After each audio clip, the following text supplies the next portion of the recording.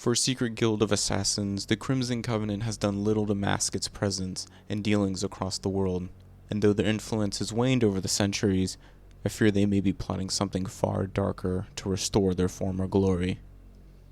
The Crimson Covenant is the foremost guild of assassins, infiltrators, and contract killers, one shrouded in mystery and dark rituals.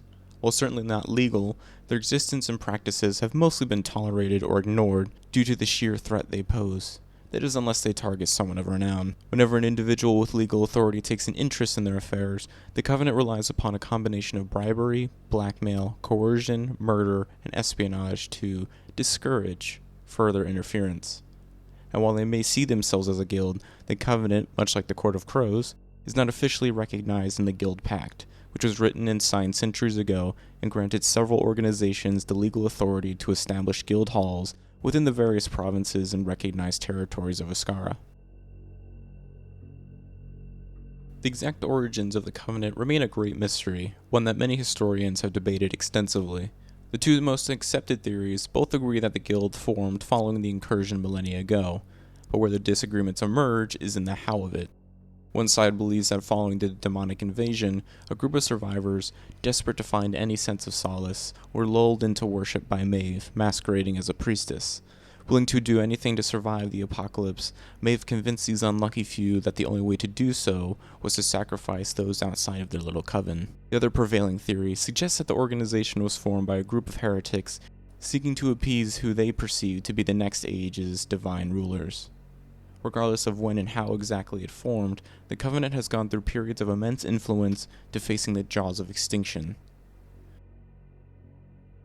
Many would argue that the Covenant reached its zenith during the later half of the Ruinous Age and a few decades into the Strife Age, which encompasses some of the most chaotic periods in Iskaran history following the incursion.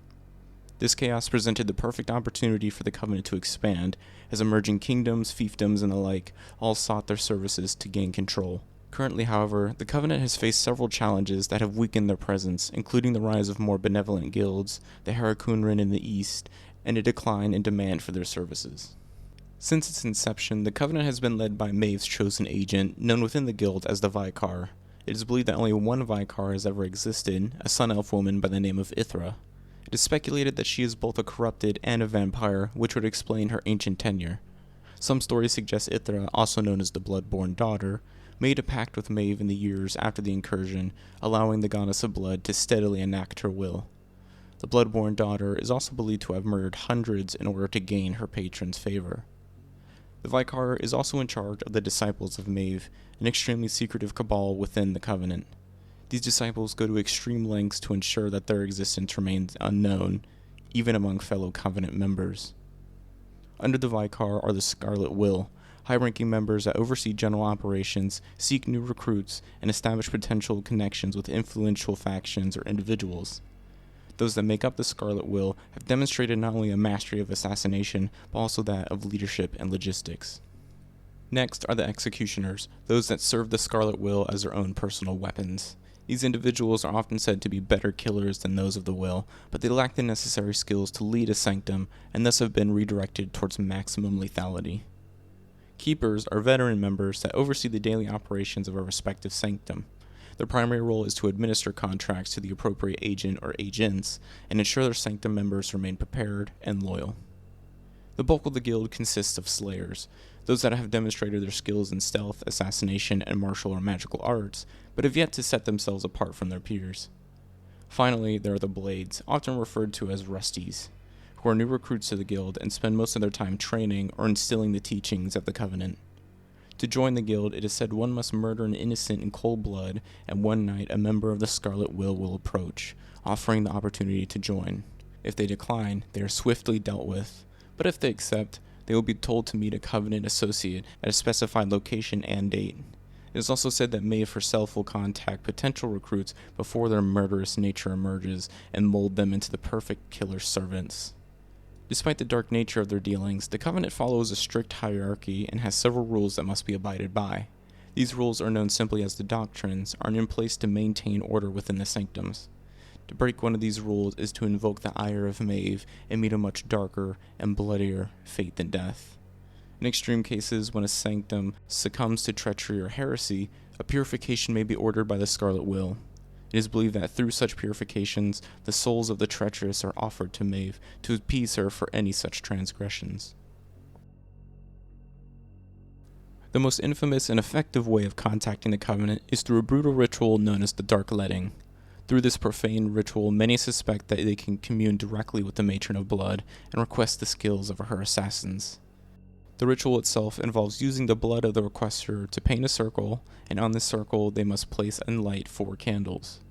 Then they must drink a concoction of wine, crushed karut leaves, which is an extremely poisonous plant that when taken in small doses is said to induce a light hallucinogenic effect, and a drop of the requester's blood. Finally, they may recite an ancient chant to request Maeve's ear. May the Matron of Blood hear my dearest pleas, for the sins of mortality must be purified by your crimson hand. If Maeve hears such pleas, she will commune with the Vicar, who sends the order and any necessary information to the appropriate keeper. Then the agent known to be the best fit for the contract are commanded to fulfill it. In contrast to the Harakunrin's more industrial approach to contract killings, the Covenant worship and revere Maeve, the goddess of blood, murder, ritual sacrifice, and vampirism. Through this worship, they see their murders as enacting the will of a god, and thus, to them, it is holy.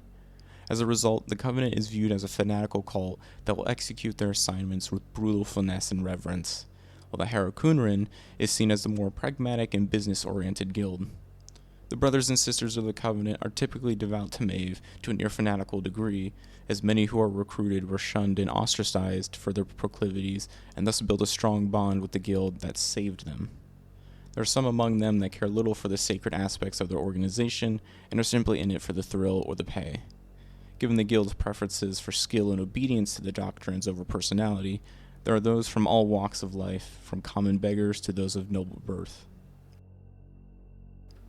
The Order has hands in every continent on Iskara, though their influence can vary greatly from region to region, allowing them to recruit from across the known world.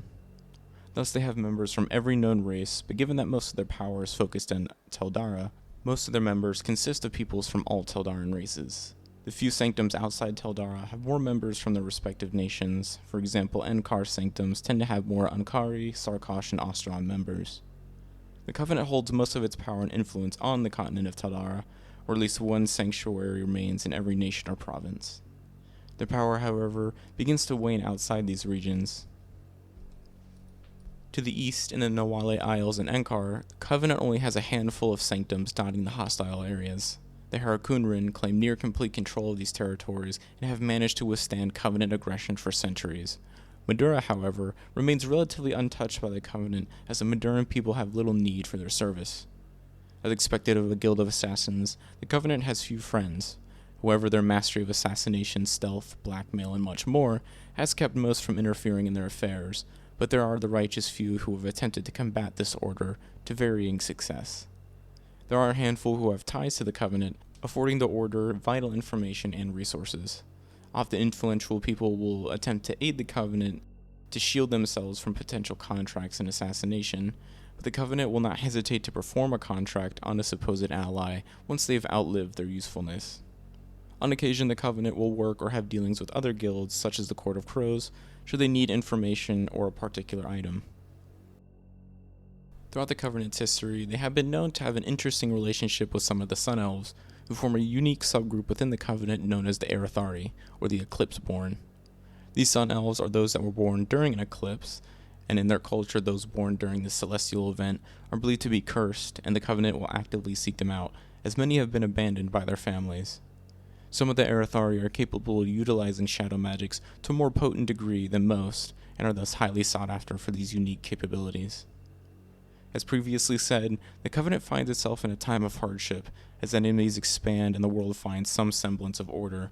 This has pushed the guild into a corner, which could spell disaster for many, as the Covenant lashes out to regain Maeve's favor and once again attain prominence within the world. And this concludes our brief look at the Crimson Covenant, a band of assassins that work all across Iskara.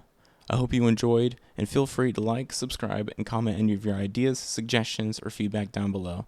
Take care, and happy world building.